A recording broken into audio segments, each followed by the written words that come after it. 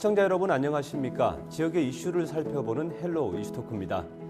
정부가 지역대학 30곳을 선정해서 국제적 경쟁력을 갖춘 대학으로 육성하겠다는 계획을 추진하고 있습니다. 이른바 글로컬 대학 30으로 불리는 사업인데요. 전남에선 첫 평가에서 고배를 마셨던 목포대가 마침내 글로컬 대학에 선정됐습니다. 크게 두 개의 전략을 제시했는데 구체적인 계획 살펴보겠습니다. 송하철 목포대학교 총장님 스튜디오에 모셨습니다. 안녕하십니까? 네, 안녕하세요. 네. 먼저 글로컬 대학 선정을 진심으로 축하드립니다. 네, 고맙습니다. 지역으로서는 경사가 아닐 수 없는데요. 글로컬 대학 최종 선정까지 참 많은 고민과 노력이 있었을 것 같습니다. 총장님의 리더십도 중요하게 작용을 했을 것 같고 또 대학의 역량을 잘 결집해서 이뤄낸 성과가 아닌가 생각이 되는데 결과 발표가 났을 때 어떠셨습니까? 소감부터 좀 전해주시죠.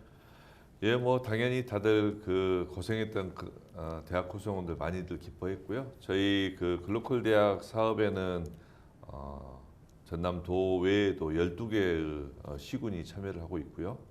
100여 개의 글로벌 기업과 기관들 참여하고 있습니다. 지자체장님들 비롯해서 기업체 또 시민단체 많은 분들의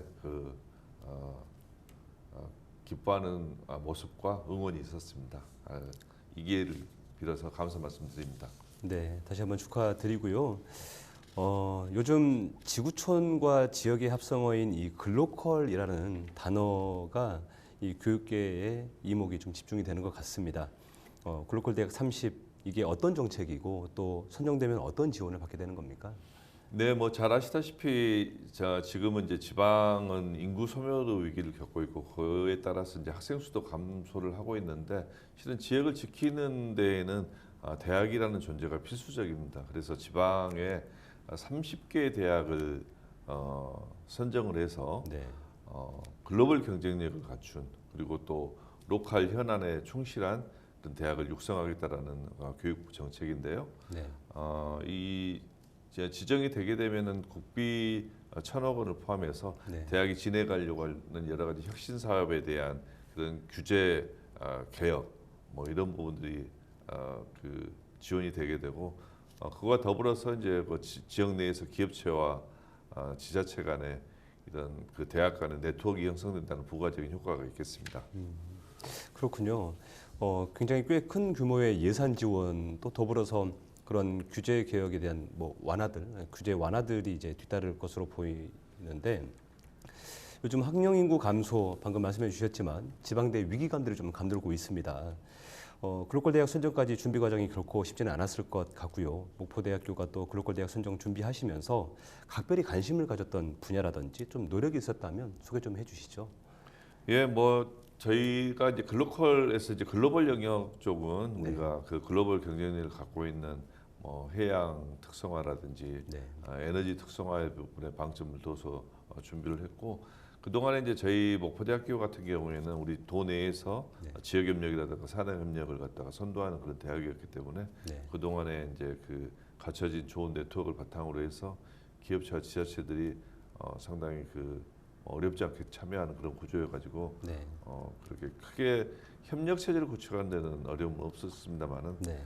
가장 중요한 부분은 뭐냐면 지방대학 같은 경우에는 서울 소재 대학과는 다르게 교육이나 연구에만 이렇게 몰두할 수는 없는 구조고 네. 지역의 인력에 대한 공급이라든지 또 지역 산업에 대한 어떤 지원이라든지 이런 부분까지 다 포괄해야 되는 부분이 있기 때문에 네.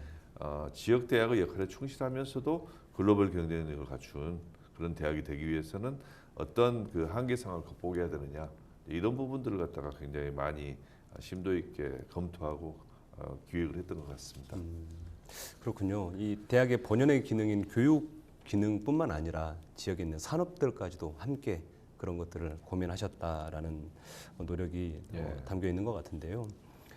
글로컬 대학 본 지정까지 이 준비 과정이 결코 순탄치만은 않았던 것 같은데 고민이 많으셨을 텐데 준비하시면서 또 다른 어려움은 좀 없으셨습니까? 어떻습니까? 역시나 이제 그 지방 대학을 글로벌화 시킨다라는 그 부분이 굉장히 그 쉽지는 않았습니다. 네. 이번에 이제 글로컬 대학 선정에는 이제 작년에는 대학 어떤 통합이라든가 이런 부분 정책적인 부분들이 이슈였다라고 보면은 네. 이번 같은 경우에는 지방 대학의 한계를 극복하고 어떻게 글로벌 경쟁력을 갖춘 그런 영역을 갖다가 도출해 내느냐, 네. 또 그걸 갖다가 그 특성화 영역을 바탕으로 해서 어떻게 대학 전체를 갖다가 특성화시켜 나갈 것이냐라는 그런 부분들을 해소를 해야지만 뭐 지정이 될 수 있는 그런 여건이었다고 보여집니다.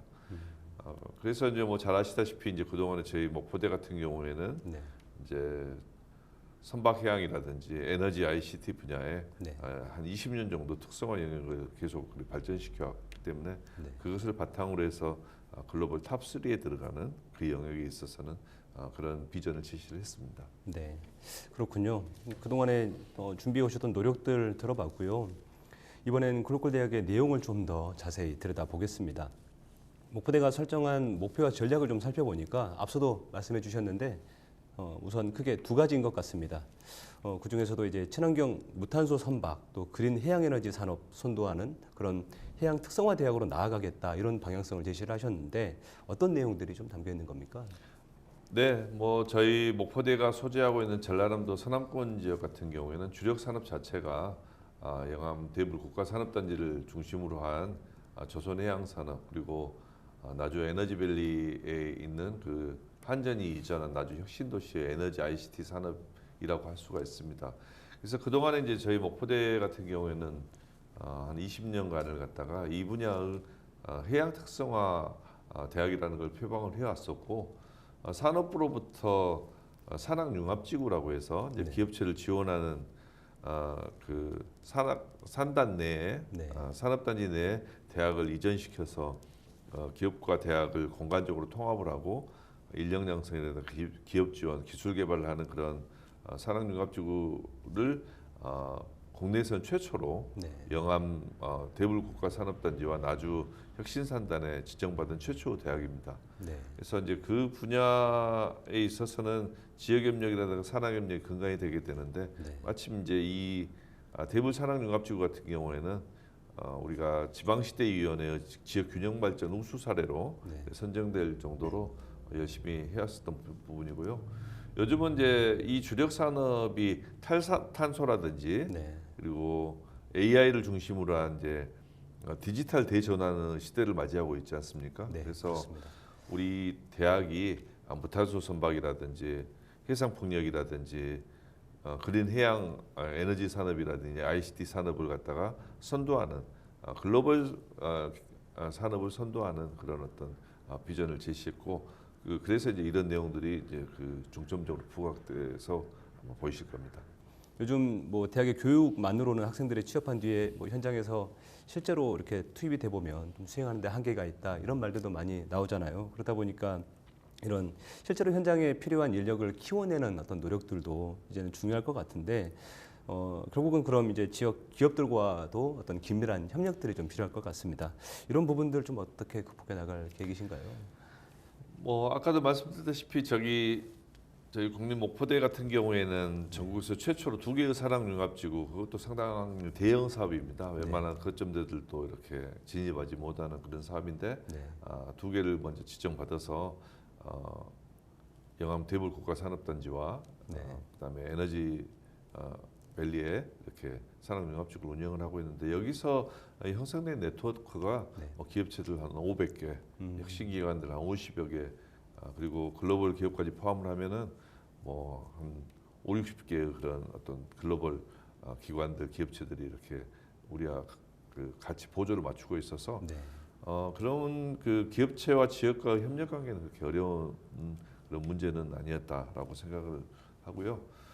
좀 그 말씀드리고 싶은 것은 저희들이 그 동안에 그 세계에서 그 유래를 찾아보기 어려운 그 세계적인 그 연구 기반, 교육 기반들을 계속 그 특화센터를 유치해가면서 그 조성을 해왔었습니다. 네. 그래서 예를 들면 LNG 실증센터라든지 해양 케이블 센터라든지 그다음에 첨단 용접 센터라든지 네. 이런 쪽에는 뭐 한국의 주력 제품들의 국산화는 물론이고 글로벌 인증기관이라든가 이런 부분들이 다 참여를 하고 있고 그래서 네. 이런 부분들이 우리가 어떤 글로컬 대학으로 진입을 해서 더 성장하는데 매우 중요한 역할을 할 거라 그렇게 생각을 하고 있습니다. 그렇군요. 네, 그런가 하면 학생 수 감소 때문에 학교의 규모도 점차 이제 축소가 되면서 이 대학의 통합이 화두가 된 것 같습니다. 앞서도 네. 잠깐 언급해 주셨지만 목포대가 지금 전남 도립대와의 통합을 지금 발표하셨고 준비하고 계시는데 현재 어디까지 논의가 지금 진행이 되고 있습니까? 전남 도립대 통합은 우리가 뭐 어떤 글로컬 사업에 진입을 하기 위해서 대학 통합이라는 것을 이행하기 위해서 이렇게 한 것은 아니고 네. 제가 그동안에 전남 도립대하고도 누리 사업이라든가 산학융합지구 사업에 참여대학으로 이렇게 참여를 시키면서 공공 영역에서 공공 교육기관이 지역 산업의 수요에 맞게끔 교육을 하고 인력을 공급하는 시스템이 굉장히 중요하다. 그래서 도립대 2년제 학위 과정을 유지하면서 네. 우리 목포대학교하고 통합을 해서 국립대 체제로 전환을 하는 것을 추진하고 있다는 것을 말씀드릴 수 있겠는데요. 올 초부터 통합에 필요한 통합 추진위원회를 만들어 가지고 네. 큰 틀에 합의는 다 끝난 상태고 2026학년도 1학기 때 우리 신입생을 통합대학의 이름으로 모집할 수 있도록 준비를 하고 있습니다. 그래서 네. 내년 상반기 정도가 되면은 대학 통합이 마무리되지 않을까 생각을 하고 있습니다. 네, 지금까지 두 대학의 통합의 진행 상황 들어봤고요.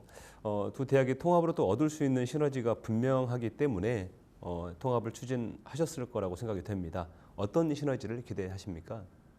제일 우선적으로는 네. 그 두 대학의 통합을 함으로 인해서 우리 전남 지역의 주력 산업의 전문 인력을 양성할 수 있는 전주기 체계가 갖춰졌다. 네. 이렇게 말씀드릴 수 있겠습니다. 특정 산업을 떠나서 네. 뭐 조선 산업이든 해양 산업이든 에너지 산업이든 IT 산업, 철강, 석유화학 할 것 없이 네. 그 산업을 이끌어 나가는 전문 인력은 기능 인력과 기술 인력 그리고 연구 인력이 있게 마련인 건데 그 기능 인력의 공공력에서 중요한 역할을 담당하는 데가 우리 전남 도립대다. 네. 그래서 이 전남 도립대의 2년제 기능부터 그분들이 졸업하신 분들이 또 일을 하면서 4년제 또 석박사 학위까지 연계할 수 있는 그런 구조가 완성됐다는 것은 굉장히 의미가 크고요. 네. 잘 아시다시피 지금은 우리 그 전남 주력 산업에 인력이 굉장히 부족한 상황입니다. 네. 그래서 기능 인력을 양성할 수 있는 2년제 기능이 살아 있어야지만 네. 그 외국인 그 우수한 외국인들을 갖다가 잘 이렇게 교육을 시켜가지고 지역에 정착시킬 수 있는 네. 그런 그 근거가 되는 그런 어떤 학위 체제가 된다라고 말씀드릴 수 있겠습니다.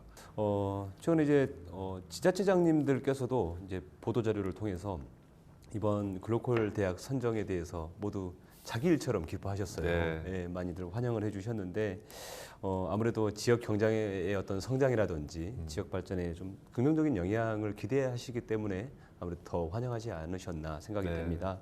실제로 어떤 점들을 좀 기대할 거라고 좀 보십니까? 물론 이제 전라남도 같은 경우에는 가장 총괄적으로 지원 체계를 갖다가 수립해주는 역할을 했지만은 네. 저희들은 기초지자체들 12개의 기초지자체가 저희 글로컬 대학 사업에 참여를 하고 있는데 네. 하나하나 그 지자체들하고 전부 다 우리 대학과 같이 할 수 있는 그런 협력 사업을 협의를 했습니다. 네. 거의 한 40개 가까운 프로젝트가 발굴이 됐었고 저희들은 그 단순한 MOU에 그치지 않고 하나하나를 이행할 수 있도록 그렇게 최선의 노력을 다할 계획이고요. 네. 저희들이 특별히 신경을 쓰고 있는 것은 어떤 거냐면은 이제 각 지역 캠퍼스에 성인 학습자라든지 그 지역에 정주할 수 있는 인력에 대한 교육이라든가 창업 또 우리 교수님들의 랩을 갖다가 설치를 해서 그 특화 산업을 갖다가 지원해 줄 수 있는 체제를 만드는 데 역점을 두겠다. 네. 그렇게 해서 저희들이 최소한 지역에 지역 캠퍼스에 글로벌 사이언스 파크 외에 200개 정도 기업 그리고 한 2조 정도의 그런 어떤 매출이 발생할 수 있는 그런 체제로 진입하겠다는 그런 말씀을 드리고요. 네.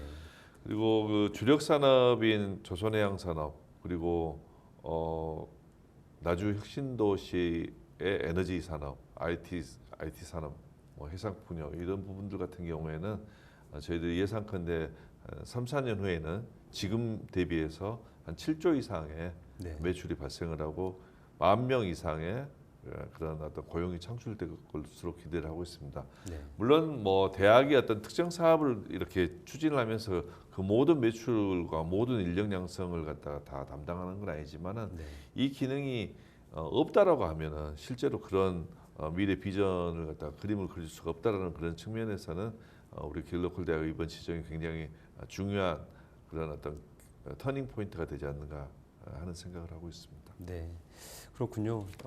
지역의 산업과 또 이렇게 연계되어 있는 학교의 계획들이 맞닿았을 때 많은 시너지를 기대할 수 있을 것 같습니다. 글로컬 대학 선정이 이제 됐고 실제로 또 글로컬 대학으로 도약하기 위해서는 이제 앞으로 헤쳐나가야 할 일들이 산적한 일들이 많이 있을 것 같은데요. 이제 첫걸음을 떼는 시작점입니다. 말 그대로 지방 대학이 국제 무대까지 뻗어 나가기 위한 노력들을 하셔야 될 것 같은데 학교 측에서 이 글로컬 대학으로 정말로 진정성 있게 도약하기 위한 그런 중요하게 생각하는 부분이 있다면 어떤 게 있을까요? 네, 일단은 뭐 계획서에다가 저희들이 해야 될 내용들을 다 반영을 해둔 상태입니다. 네. 이때까지 목포대학교는 정부 재정 지원 사업 계획서를 냈을 때 항상 계획서대로 이행하는 네. 그런 굉장히 훌륭한 성과를 내는 대학으로 알려져 있었고 네.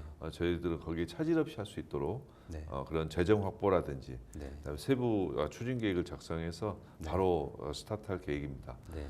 더불어서 그 지역과 산업의 수요를 담아낼 수 있는 네트워크를 지금 현재 있는 네트워크보다 훨씬 더 강화시켜서 면밀하게 이렇게 다 케어할 수 있는 그런 시스템, 글로벌 혁신 포럼을 중심으로 해서 혁신위원회라든가 추진단의 구성을 서둘 그런 계획입니다. 그리고 이제 마지막으로는 역시나 이제 대학 본연의 기능이 있기 때문에 네. 학생 지원을 강화시키는 그런 프로그램들을 갖다가 신속히 추진하겠다. 네. 뭐 현재도 우리 학생들의 그 캠퍼스에 대한 만족도는 굉장히 높은 수준이고 아마 지방대에서는 최고 수준이 아닐까 하는 생각이 드는데 네. 학생들의 이 MZ 세대 학생들의 니즈 자체가 도시형이고 또 거기에 맞는 우리 대학의 정책이 빨리빨리 들어가야겠다. 네. 그래서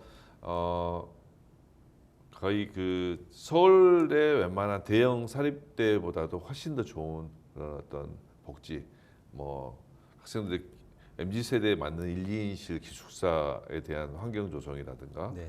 그리고 호텔급 정도 되는 어떤 학생들의 레스토랑 네. 그리고 아주 편리한 그런 어떤 통학 시스템, 학생들의 취업이라든가 인격적인 성장에는 굉장히 경험이 많이 필요하다고 보기 때문에 네. 국내 유수한 기업체 견학은 물론이고 해외 연수를 대학 구성원들, 학생들 전원을 좀 보내는 프로젝트를 추진하려고 하고 있습니다. 네, 그렇군요. 네, 지금까지 이제 글로컬 대학 30에 대한 전반적인 이야기 나눠봤습니다. 그런데 이제 이 글로컬 대학의 30 일반 시청자분들께서 체감하시기에 어떤 도움이 지역에 되는지 아직은 좀 모르시는 분들이 많을 것 같아요. 좀 이 시간 빌어서 지역민들에게 전하고 싶으신 말씀 있으시면 말씀해 주시죠. 네, 글로컬 30 대학 사업은 아까도 말씀드린 것 같이 대학의 글로벌 경쟁력도 중요하지만 로컬에 충실한 즉 지역을 성장시키고 산업을 성장시키는 그런 역할에 충실한 국립대의 책무성이 강조되는 사업입니다. 그래서 저희들이 확보하게 될 예산 전체 5천억 정도 중에서 글로컬 3천억, 그 외의 사업비 2천억 정도에서 5천억 중에서 2천억 정도는 로컬 지역의 발전에 쓸 계획입니다. 거기에는 산업 성장도 있고 창업도 있고 인력 양성을 해서 공급시키는 그런 역할도 있고 그럴 계획입니다. 그래서 대학이라는 기관이 실은 보면은 가장 많은 리소스를 또 전문 인력을 가지고 있는 지역 내 기관입니다. 지금까지는 뭐 지방 대학이 학생도 충분하고 그렇기 때문에 폐쇄적인 운영을 했다라고 하더라도 뭐 큰 문제가 없이 대학의 규모를 유지할 수 있었지만은 지역 소멸의 시대에 맞이를 해서 우리 목포대 같은 국립대학은 지역의 동반자로서 지역 성장을 견인하는 그런 국립대의 책무성이 강조되는 시기라고 볼 수 있겠습니다. 그래서 그 역할에 충실할 수 있도록 열심히 노력하겠습니다. 앞으로도 목포대학교 많이 사랑해 주시고 응원해 주시기 바랍니다. 네, 오늘 말씀 여기까지 듣겠습니다. 고맙습니다. 고맙습니다. 네. 네. 지역과 함께 상생하는 대학, 이제는 헛고가 아닌 정말로 함께했을 때 지역과 대학이 공존할 수 있을 겁니다. 교육은 국가의 백년대계라는 말이 있죠. 글로컬 대학 선정을 계기로 지방대가 정말로 경쟁력을 높이고 지역 인재를 키워내는 요람으로 성장하기를 기대하면서 오늘 이슈토크는 여기서 마칩니다. 함께해 주신 여러분 고맙습니다.